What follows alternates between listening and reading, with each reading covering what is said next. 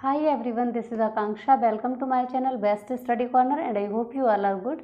Guys, जैसा कि आप जानते हैं हम TGT, PGT and UGC net में आए हुए प्रीवियस ईयर क्वेश्चंस को डिस्कस कर रहे हैं। तो गाइस आज के सेशन में हम कुछ और क्वेश्चंस को डिस्कस करते हैं। तो चलिए टाइम वेस्ट ना करते हुए हम स्टार्ट करते हैं। तो गाइस आज का हमारा जो फर्स्ट क्वेश्चन है वो है निम्नलिखित में से कौन सा युग्म सही सुमेलित नहीं है। ऑप्शंस हैं वैदिक साहित्य, धर्मसूत्र, सेकेंड ऑप्शन है पुराण मनवंतर, थर्ड जो है वो है बौद्ध साहित्य, Manjushri Mulakalpa and fourth option है पाणिनि महाभाष्य। तो गाइज अगर हम इनमें से बात करते हैं कि कौन सा सही मैच नहीं कर रहा है तो वो कौन सा हो जाएगा, पाणिनि महाभाष्य। ये मिस मैच हुआ है ना, क्योंकि पाणिनि की तो जो थी वो क्या है, अष्टाध्यायी है, गॉट इट। और अगर हम बात करते हैं महाभाष्य की तो यह शुंगकालीन शासक थे पुष्यमित्र, उनके दरबार में एक विद्वान रहते थे पतंजलि। ओके, तो पतंजलि ने जो ग्रंथ लिखा था वो है महाभाष्य, ना कि पाणिनि का है। ओके, चलिए तो अब हम नेक्स्ट क्वेश्चन पर मूव कर जाते हैं गाइस। तो हमारा नेक्स्ट क्वेश्चन है मिताक्षरा के अनुसार पुत्र को पैतृक संपत्ति में अधिकार होता है। ऑप्शंस हैं उसके जन्म लेते ही, उसके पिता के संन्यास ग्रहण करने के बाद, उसके पिता की मृत्यु के बाद, या फिर उसके माता और पिता दोनों की मृत्यु के बाद। तो गाइस अगर बात करते हैं मिताक्षरा की तो मिताक्षरा जो है वो याज्ञवल्क्य के द्वारा लिखा हुआ एक ग्रंथ है। ओके, इसमें इन्होंने याज्ञवल्क्य जो थे इन्होंने संपत्ति के अधिकार के सिद्धांत का प्रतिपादन किया था। और मिताक्षरा में याज्ञवल्क्य ने बोला था कि जो पैतृक संपत्ति होती है उस पर पुत्र का अधिकार पिता के जीवन काल में ही होता है। ओके, तो ऑप्शन जो हो जाएगा ए सही हो जाएगा कि मिताक्षरा के अनुसार पुत्र को पैतृक संपत्ति में उसके जन्म लेते ही अधिकार प्राप्त हो जाता है, गॉट इट। और गाइस ऋग्वैदिक काल की अगर हम बात करते हैं तो परिवार की संपत्ति पर पिता का एक अधिकार होता था। ओके, तो चलिए अब हमारे नेक्स्ट क्वेश्चन को डिस्कस करते हैं गाइस। तो हमारा नेक्स्ट क्वेश्चन है निम्नलिखित में से कौन सा वैदिक लेख पहली बार पुनर्जन्म के सिद्धांत की प्रामाणिक व्याख्या देता है। ऑप्शंस हैं छांदोग्य उपनिषद, मुंडकोपनिषद, शतपथ ब्राह्मण या फिर बृहदारण्यक उपनिषद। तो गाइस जो आंसर हो जाएगा वो हो जाएगा छांदोग्य उपनिषद। ओके, उपनिषदों की अगर हम बात करें तो इनकी कुल संख्या जो है वो 108 मानी जाती है और इनमें से अगर प्रामाणिक उपनिषदों की बात करते हैं तो वो 12 हैं। ओके, अगर प्रमुख उपनिषदों की बात करें तो गाइस वो हैं ईशोपनिषद है, केनोपनिषद है, कठोपनिषद, प्रश्नोपनिषद, मुंडकोपनिषद, मांडूक्य उपनिषद, तैत्तिरीय, ऐतरेय, छांदोग्य। ओके, उसके अलावा कौशितक की, बृहदारण्यक, श्वेताश्वर, ये कुछ मेन जो उपनिषद हैं वो हैं। ओके, और छांदोग्य उपनिषद जो है इसमें पुनर्जन्म के सिद्धांत का पहली बार प्रमाण मिलता है। ओके, इसके अलावा छांदोग्य उपनिषद जो है ये यजुर्वेद का उपनिषद है। इसके अलावा गाइस अगर हम बात करते हैं तो छांदोग्य उपनिषद से ही देवकीनंद कृष्ण के बारे में पहली बार पता लगता है। इसके अलावा इसी उपनिषद से पता लगता है कि कुरु राज्य जो था उसमें कभी ना तो ओले पड़े थे और ना ही टिड्डियों की वजह से कभी अकाल पड़ा था। ओके, इसके अलावा इसे इतिहास पुराण में पंचम वेद भी बोला गया है, छांदोग्य उपनिषद को, गॉट इट। ये सारी चीज़ें मैं आपको प्रीवियस सेशन में भी बता चुकी हूँ। तो एडिशनल जो डिटेल होती हैं उनको आप नोट डाउन कर लिया कीजिए, क्योंकि एग्जाम में क्वेश्चंस यहाँ से भी डायरेक्टली पूछ ले जाते हैं, गॉट इट। तो चलिए अब हमारा नेक्स्ट क्वेश्चन देख लेते हैं गाइज। नेक्स्ट क्वेश्चन जो है गाइज उसमें पूछा है कि कौन सा मिसमैच है। ओके, निम्नलिखित में से कौन सा युग्म सही सुमेलित नहीं है। तो ऑप्शंस हैं संग्रहित्र, कोषाध्यक्ष, भागदूत, राजकर वसूल करने वाला अधिकारी, पालागल दूत और बावाता चारण। तो गाइस जो हमारा आंसर हो जाएगा कि कौन सा मिसमैच है तो वो है डी। बावाता जो होता था वो एक संस्कृत शब्दकोश का शब्द है। ओके, ना कि चारण इसका अर्थ है, गॉट इट। चलिए बाकी सारे जो दिए हैं वो सही दिए हैं। चलिए अब हम नेक्स्ट क्वेश्चन डिस्कस करते हैं गाइस। तो हमारा नेक्स्ट क्वेश्चन है पूर्व वैदिक काल में निम्न में से कौन सा संस्थान समाज में संसाधनों के वितरण हेतु उत्तरदायी था। ऑप्शन है सभा, समिति, विधत, जन या फिर विश्व। तो गाइस जो आंसर हो जाएगा वो हो जाएगा विधत। ओके, पूर्व वैदिक काल में अगर हम बात करते हैं कि समाज में संसाधनों के वितरण के लिए उत्तरदायी जो था तो वो था विधत नामक संस्थान। ओके, और गाइस इसे जनसभा भी कहा जाता था। और सभा की अगर हम बात करते हैं तो ये श्रेष्ठ और अभिजात लोगों की संस्था मानी जाती थी, जबकि जो समिति थी वो केंद्रीय राजनीतिक संस्था यानी कि सामान्य जनता की प्रतिनिधि सभा थी। ओके, तो चलिए अब हमारा नेक्स्ट क्वेश्चन देखते हैं गाइस। हमारा नेक्स्ट क्वेश्चन है the Arctic home in the Vedas के लेखक कौन है। ऑप्शंस हैं डेविड फ्राले, वीजी तिलक, केदारनाथ शास्त्री या फिर बेनी प्रसाद।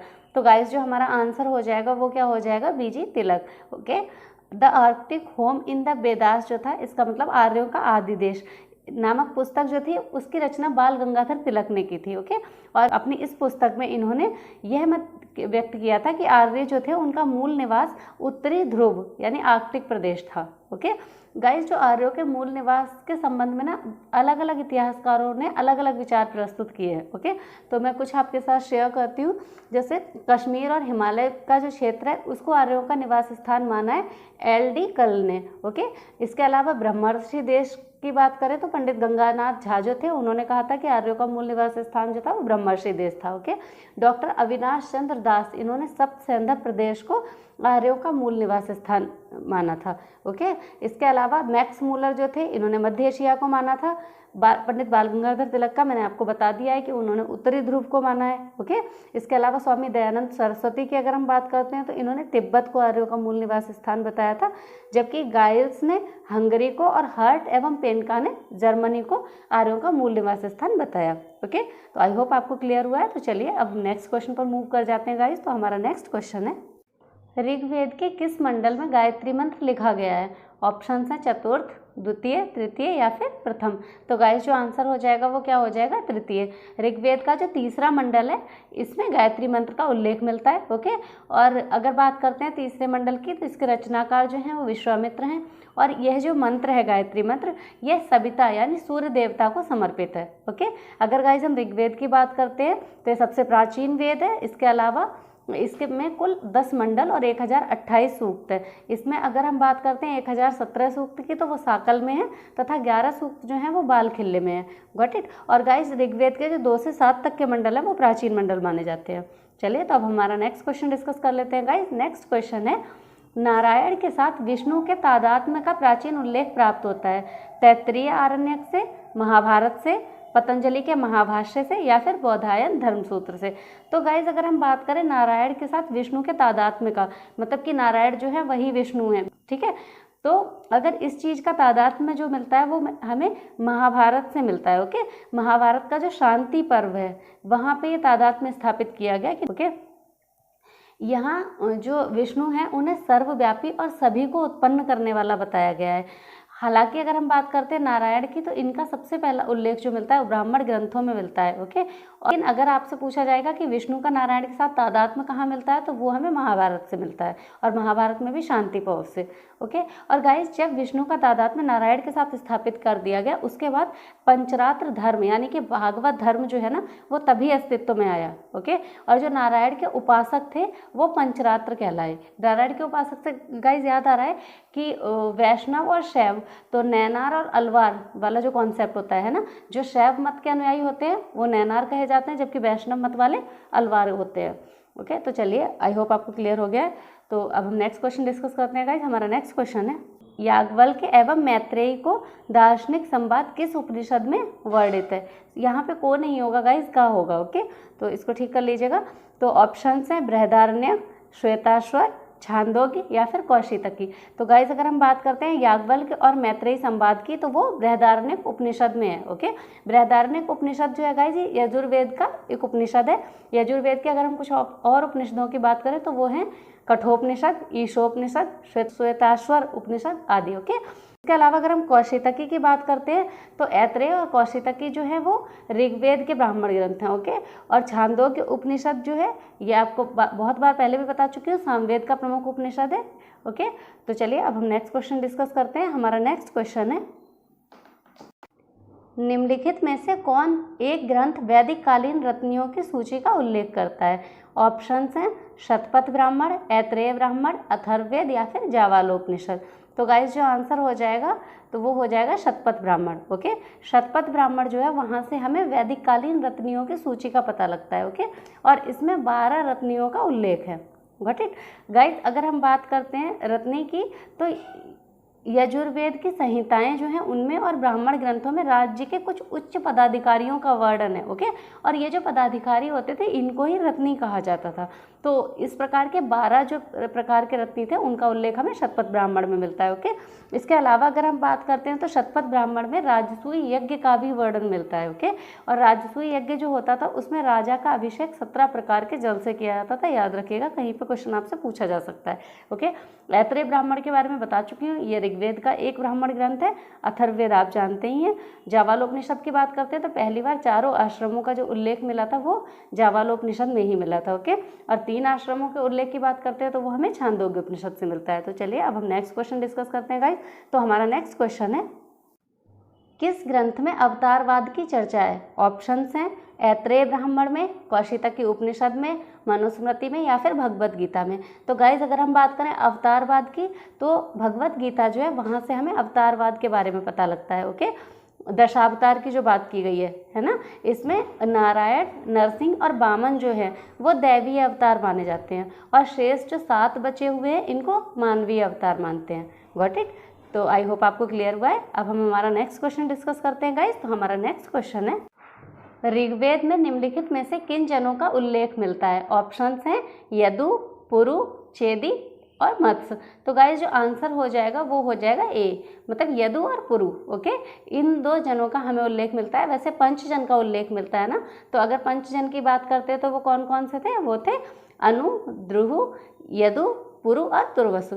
ओके, तो इनमें हमें जो ऑप्शन में दे रखे हैं 2 दे रखे हैं तो हम इनको पिक कर लेंगे। गाइस चेदी और मत्स्य जो दे रखे हैं ये वाले जन जो है हमें महाभारत काल में देखने को मिलते हैं। ओके, ऋग्वेद की अगर हम बात करते हैं तो वहाँ हमें यही पंचजन मिलते हैं, अनु, ध्रुव, यदु, पुरु और तुर्वस। Got it? तो चलिए अब हमारा नेक्स्ट क्वेश्चन डिस्कस करते हैं गाइस। हमारा नेक्स्ट क्वेश्चन है, निम्नलिखित में से किस उपनिषद में वर्णित कैकेय जनपद का एक राजा दार्शनिक था?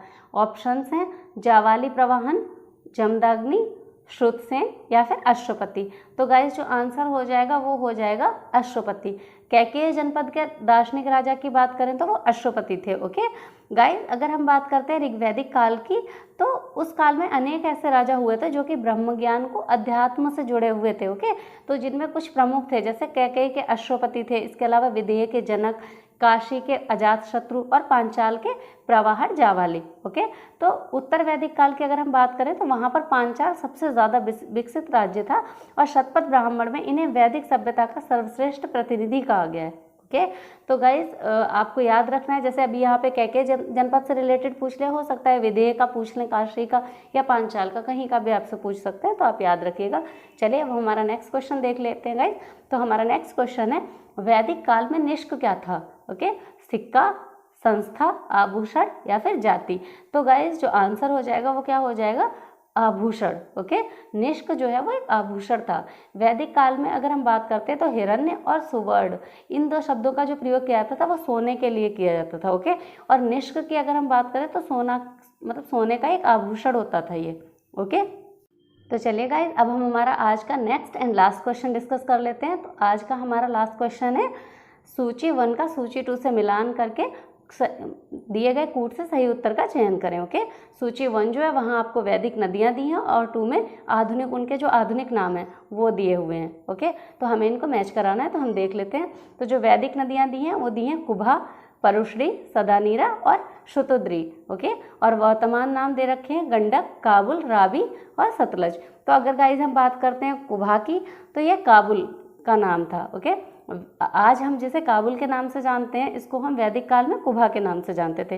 Got it? परुश्री की अगर बात करते हैं तो रावी नदी को परुश्री के नाम से जाना जाता था, जबकि सदानीरा गंडक नदी को और शुतुद्री सतलज। ओके, इसके अलावा कुछ और नदियों का अगर मैं आपको बताऊं तो अस्किनी जो थी वो चिनाव नदी जो है उसका प्राचीन नाम अस्किनी था। ओके, ऐसे ही व्यास का विपाशा था, झेलम जो था उसका वितस्था था, मोस्ट ऑफ सबको पता होगा। कुर्रम जो है उसका क्रुमु था। ओके, और गोमल की बात करें तो गोमती नदी का गोमल। ओके, ऐसे ही स्वात का सुबास्तु और घग्गर नदी की बात करते हैं तो इसका जो वैदिक नाम था वो था दृष्टद्वती। आई होप आपको क्लियर हुआ है और आपको सेशन काफ़ी हेल्पफुल लगा होगा। तो गाइज अगर आपको सेशन पसंद आया है तो प्लीज़ मेरी वीडियो को लाइक कीजिए, ज़्यादा से ज़्यादा लोगों में शेयर कीजिए और मेरे चैनल को सब्सक्राइब कीजिए। तो मिलते हैं हमारी नेक्स्ट क्लास में। Thank you.